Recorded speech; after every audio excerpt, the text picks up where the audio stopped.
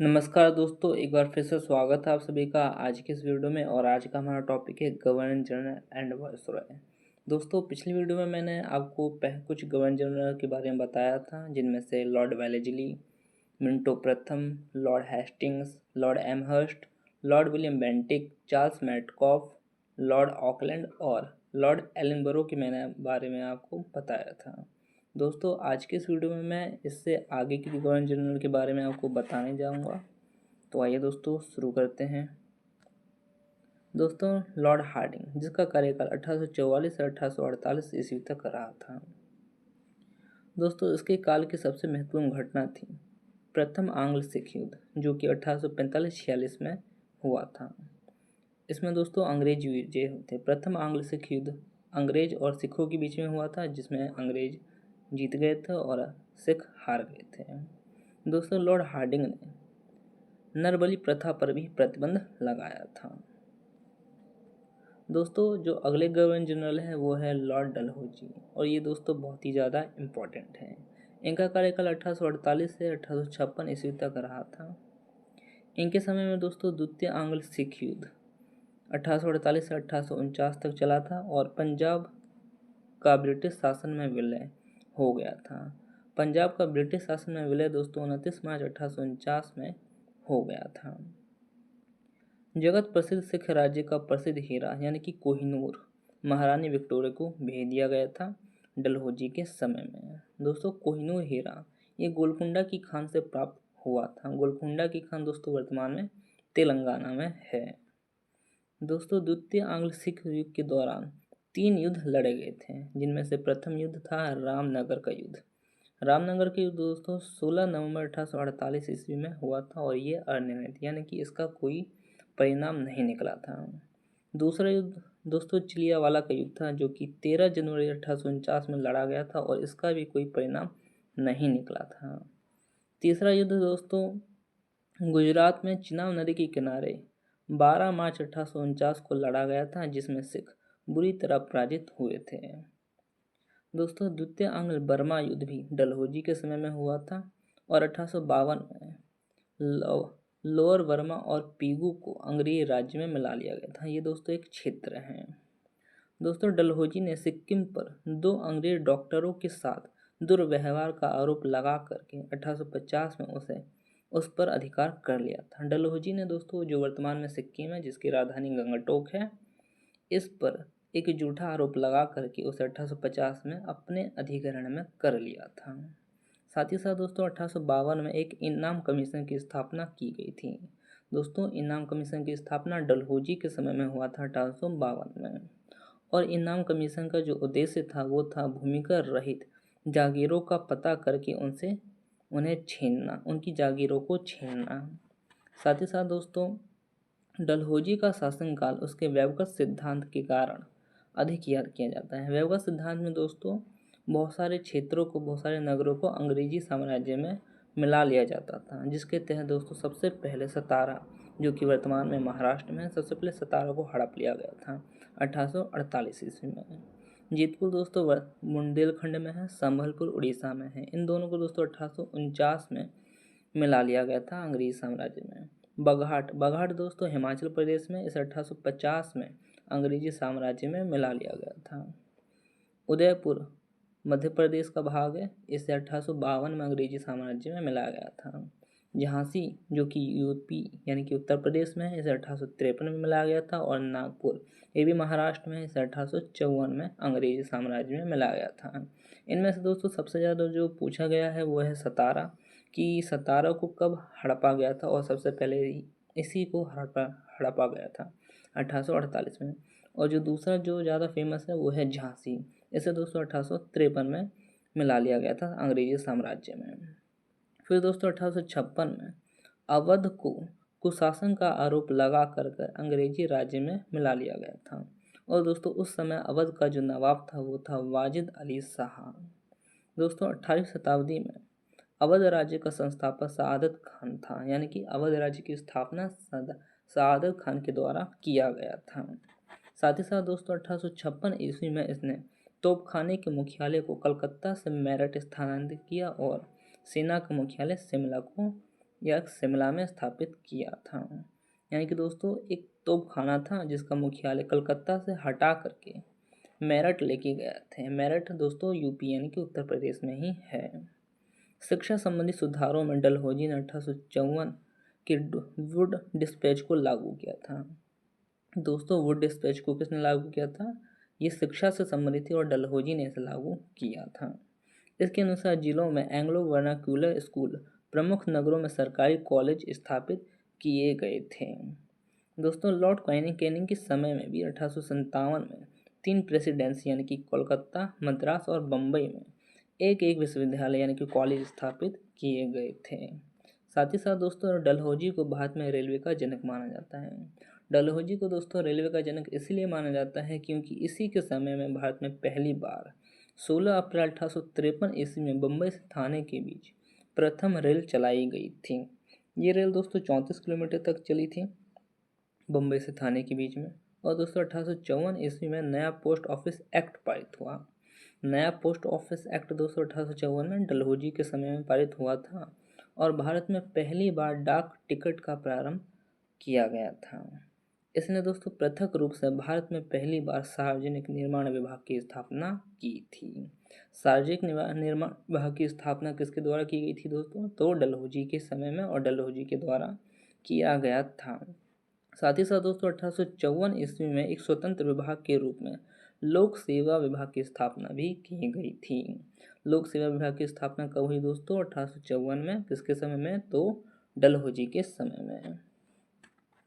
साथ ही साथ दोस्तों इसी के समय में 1853 में कलकत्ता और आगरा के बीच पहली बार बिजली से संचालित तार सेवा शुरू की गई थी। दोस्तों तार सेवा भी सबसे पहले डलहौजी के समय में ही शुरू किया गया था 1853 में।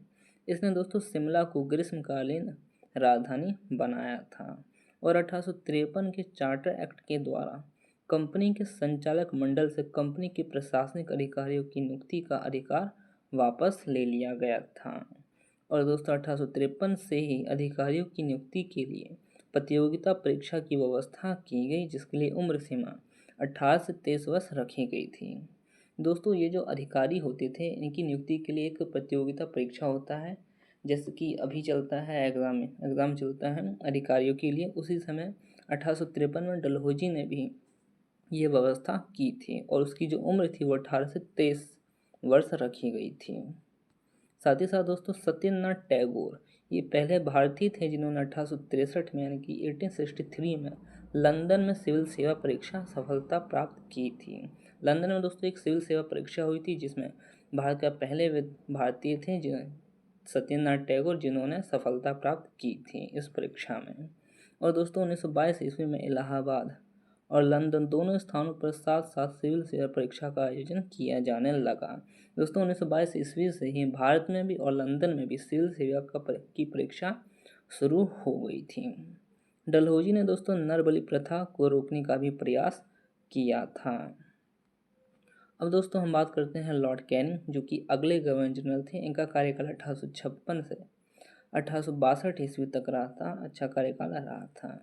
ये दोस्तों भारत में कंपनी द्वारा नियुक्त अंतिम गवर्नर जनरल और ब्रिटिश सम्राट के अधीन नियुक्त भारत के प्रथम वायसरॉय थे। लॉर्ड कैनिंग दोस्तों अंतिम गवर्नर जनरल थे भारत के, लेकिन प्रथम वायसरॉय भारत के लॉर्ड कैनिंग को ही माना जाता है। दोस्तों इसके समय की सबसे महत्वपूर्ण घटना थी 1857 का ऐतिहासिक विद्रोह। दोस्तों 1857 की क्रांति के बारे में भी हम पढ़ेंगे विस्तारपूर्वक।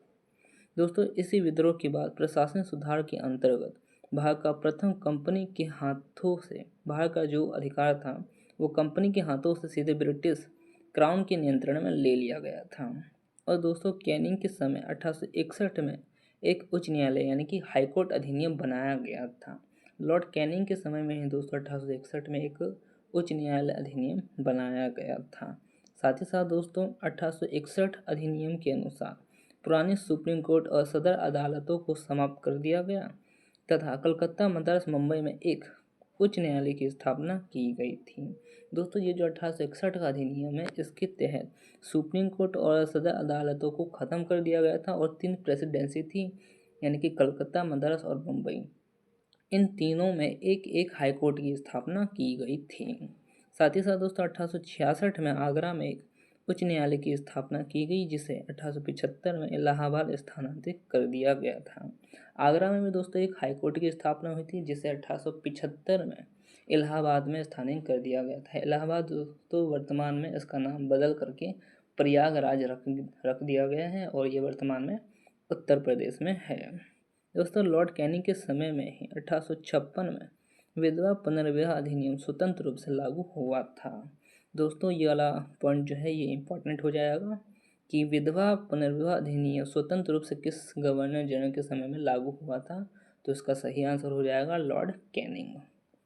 साथ ही साथ दोस्तों विधवा पुनर्विवाह अधिनियम के नियम 15 द्वारा विधवा विवाह को वैध करार देते हुए पैदा होने वाले बच्चों को वैध माना गया था। भारत में पहली कानूनी विधवा विवाह कलकत्ता में 7 दिसंबर 1856 को ईश्वरचंद्र विद्यासागर की प्रेरणा और देखरेख में संपन्न हुआ था। ईश्वरचंद्र विद्यासागर भी दोस्तों इसी कानून से संबंधित थे। 1856 में पैतृक संपत्ति से संबंधित जो कानून बनाया गया उसके अनुसार यह निश्चित किया गया कि धर्म परिवर्तन करने पर किसी व्यक्ति को उसकी पैतृक संपत्ति से वंचित नहीं किया जाएगा। दोस्तों 1856 में जो कानून बनाया गया था उसके तहत ये सुझाव दिया गया था कि अगर कोई भी व्यक्ति या महिला अगर अपना धर्म बदलता है तो उसे अपने पिता की संपत्ति से वंचित नहीं किया जाएगा। साथ ही साथ दोस्तों 1857 यानी कि 1857 में लॉर्ड कैनिंग के समय में ही महालेखा परीक्षक पद का सृजन किया गया था, जो वर्तमान में जो स्वतंत्रता के बाद यानी कि दोस्तों 1947 के बाद भारत में नियंत्रक महालेखा परीक्षक कहलाया था। ये दोस्तों आर्टिकल 148 यानी कि 148 में दिया गया है संविधान के। महालेखा परिषद का जो पद है दोस्तों लॉर्ड कैनिंग के समय में लाया गया था। भारत शासन अधिनियम 1858 के तहत मुगल सम्राट के पद को समाप्त कर दिया गया था। दोस्तों ये जो 1858 का जो अधिनियम था, इस अधिनियम के तहत मुगल सम्राट के पद को समाप्त कर दिया गया था, यानी कि जैसे कि अकबर, जहांगीर, बाबर, ये सब मुगल शासक थे, इनके पद को समाप्त कर दिया गया था। मैकाले द्वारा प्रारूप दंड संहिता को 1858 ईस्वी में कानून बना दिया गया और 1859 में अपराध विधान संहिता लागू किया गया था। दोस्तों अपराध विधान संहिता कब लागू हुआ था, तो 1859 यानी कि 1859 में लागू किया गया था।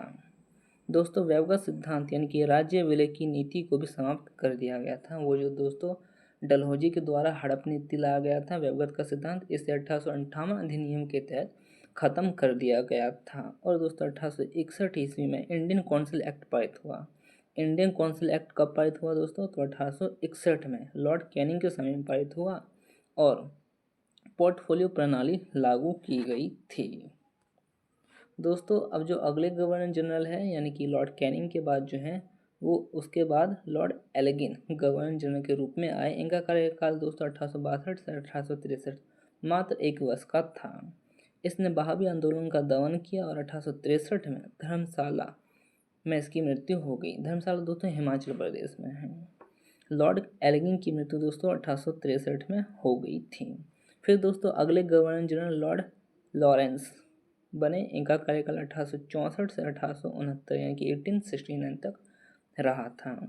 1865 ईस्वी में भूटान ने ब्रिटिश साम्राज्य पर आक्रमण किया और दोस्तों अफगानिस्तान के संबंध में इसने अहस्तक्षेप की नीति अपनाई, जिसे शानदार निष्क्रियता के नाम से भी जाना जाता है। साथ ही साथ दोस्तों इसी के समय में उड़ीसा में 1866 में और बुंदेलखंड और राजपुताना में 1868-69 में भीषण अकाल पड़े थे इन्हीं के शासनकाल में। इसने दोस्तों हेनरी कैंपबेल के नेतृत्व में एक अकाल आयोग का गठन भी किया था। साथ ही साथ दोस्तों 1865 ईस्वी में इसके द्वारा भारत और यूरोप के बीच प्रथम समुद्री टेलीग्राफ सेवा शुरू की गई थी। दोस्तों भारत और यूरोप के बीच समुद्री टेलीग्राफ सेवा कब शुरू की गई थी, तो 1865 ईस्वी में किया गया था। दोस्तों अब जो अगले गवर्नर जनरल है वो है लॉर्ड मेयो। इनका कार्यकाल दोस्तों 1869 से 1872 तक रहा था, 3 वर्षों तक रहा था। दोस्तों लॉर्ड मेयो ने अजमेर दोस्तों वर्तमान में राजस्थान में है। दोस्तों अजमेर में 1872 में मेयो कॉलेज की स्थापना लॉर्ड मेयो के द्वारा किया गया था। इसने दोस्तों 1872 में एक कृषि विभाग की भी स्थापना की थी। लॉर्ड मेयो ने दोस्तों 1872 में एक कृषि विभाग की भी स्थापना की थी। भारत में अंग्रेजों के समय में प्रथम जनगणना 1872 में लॉर्ड मेयो के शासनकाल में हुआ था। दोस्तों भारत में प्रथम जनगणना लॉर्ड मेयो के समय में हुआ था 1872 में, लेकिन दोस्तों ये संपूर्ण तरीके से नहीं हो पाया था। एक अफगान शेर अली अफरीदी ने 8 फरवरी 1872 में पोर्ट ब्लेयर में चाकू मारकर इसकी हत्या कर दी थी। दोस्तों एक अफगानी शासक था जिसका नाम था शेर अली अफरीदी। पोर्ट ब्लेयर दोस्तों अंडमान निकोबार की राजधानी है, जहां पर लॉर्ड मेयो को चाकू मार करके इसकी हत्या कर दी गई थी। साथ ही साथ दोस्तों उनके बाद जो लॉर्ड मेयो के बाद जो अगले गवर्नर जनरल बने वो थे लॉर्ड नॉर्थब्रुक। और दोस्तों इनका कार्यकाल 1872 से 1876 ईस्वी तक रहा था। इसके समय में दोस्तों बंगाल में भयानक अकाल पड़े। लॉर्ड नॉर्थब्रुक के समय में बंगाल में भयानक अकाल पड़े और इसने बड़ौदा के गायकवाद को भ्रष्टाचार के आरोप में पदच्युत कर मद्रास भेज दिया था। यानी कि दोस्तों लॉर्ड नॉर्थब्रुक ने बड़ौदा के एक राजा थे जिनका नाम था गायकवाड़, इन्हें भ्रष्टाचार के आरोप में पद से हटा करके मद्रास भेज दिया गया था। मद्रास दोस्तों वर्तमान में तमिलनाडु का ही पुराना नाम मद्रास है। लॉर्ड नॉर्थब्रुक ने यह घोषणा की कि मेरा उद्देश्य करों को हटाना तथा अनावश्यक वैधानिक कार्रवाइयों को बंद करना है। ये कथन दोस्तों लॉर्ड नॉर्थब्रुक का है। पंजाब का प्रसिद्ध कूका आंदोलन भी दोस्तों लॉर्ड नॉर्थब्रुक के समय में हुआ था। ये जो कूका आंदोलन है दोस्तों पंजाब में हुआ था। दोस्तों अब जो अगले गवर्नर जनरल है वो है लॉर्ड लिटन। और दोस्तों इनका कार्यकाल 1876 से 1880 ईस्वी तक रहा, यानी कि लगभग दोस्तों 4 वर्षों तक रहा था। लॉर्ड लिटन दोस्तों यह एक प्रसिद्ध उपन्यासकार, निबंध लेखक, साहित्यकार थे और दोस्तों साहित्यकाश में इसे ओवन मेरिडिथ के नाम से भी जाना जाता है। दोस्तों ओवन मेरिडिथ के नाम से किस गवर्नर जनरल को जाना जाता है, तो लॉर्ड लिटन को जाना जाता है। लॉर्ड लिटन यानी कि दोस्तों इनके समय में बम्बई, मद्रास, हैदराबाद, पंजाब, मध्य भारत में भयानक अकाल पड़े थे। साथ ही साथ दोस्तों लिटन ने रिचर्ड स्ट्रेची की अध्यक्षता में 1878 में एक अकाल आयोग की नियुक्ति की थी। दोस्तों लॉर्ड लिटन ने रिचर्ड स्ट्रेची की अध्यक्षता में 1878 की 1878 में एक अकाल आयोग की नियुक्ति की थी। साथ ही साथ दोस्तों 1 जनवरी 1877 यानी कि 1877 को ब्रिटेन की महारानी विक्टोरिया को केसर-ए-हिंद की उपाधि से सम्मानित करने के लिए दिल्ली दरबार का आयोजन किया गया था। दोस्तों मार्च 1878 में लॉर्ड लिटन ने भारतीय समाचार पत्र अधिनियम यानी कि वर्नाक्युलर प्रेस एक्ट पारित कर दिया और भारतीय समाचार पत्रों पर कठोर प्रतिबंध लगा दिए। ये जो दोस्तों कानून पारित हुआ था, इस कानून में ये प्रावधान किया गया था कि अगर किसी अखबार में कोई आपत्तिजनक चीज़ छपती है तो सरकार उसकी प्रिंटिंग प्रेस सहित सारी संपत्ति जब्त कर सकती है। दोस्तों 1878 में जो कानून पारित हुआ था उसमें अंग्रेज सरकार ने ये कहा था कि अगर कोई भी अपने अखबार में कोई गलत चीज़ छापता है तो उसकी प्रिंटिंग प्रेस सहित सारी संपत्ति को जब्त कर लिया जाएगा। दोस्तों पायनियर अखबार ने वर्नाक्युलर प्रेस एक्ट 1878 का समर्थन किया था। साथ ही साथ दोस्तों इसी के समय में 1878 यानी कि 1878 को भारतीय सशस्त्र अधिनियम पारित हुआ, जिसके तहत शस्त्र रखने और व्यापार करने के लिए लाइसेंस को अनिवार्य कर दिया गया था। यानी कि दोस्तों ये जो लाइसेंस की सुविधा किस गवर्नर जनरल के समय में आया था, तो लॉर्ड लिटन के समय में हथियार रखना या फिर व्यापार करने के लिए लाइसेंस अनिवार्य कर दिया गया था। दोस्तों उसने सिविल सेवा परीक्षाओं में प्रवेश की अधिकतम आयु 21 वर्ष से घटाकर 19 वर्ष कर दी थी। और दोस्तों लिटन ने अलीगढ़ में एक मुस्लिम एंग्लो प्राच्य महाविद्यालय की भी स्थापना करवाई थी। दोस्तों इसके आगे के गवर्नर जनरल के बारे में हम आगे की वीडियो में जानेंगे। अगर आप सभी को इसका PDF चाहिए तो टेलीग्राम पे मिल जाएगा। टेलीग्राम का लिंक मैंने डिस्क्रिप्शन में दे दिया है। अगर वीडियो अच्छी लगी हो तो लाइक शेयर सब्सक्राइब ज़रूर करें। मैं अगली वीडियो में इसके आगे के गवर्नर जनरल के बारे में बताऊंगा। तो थैंक यू दोस्तों।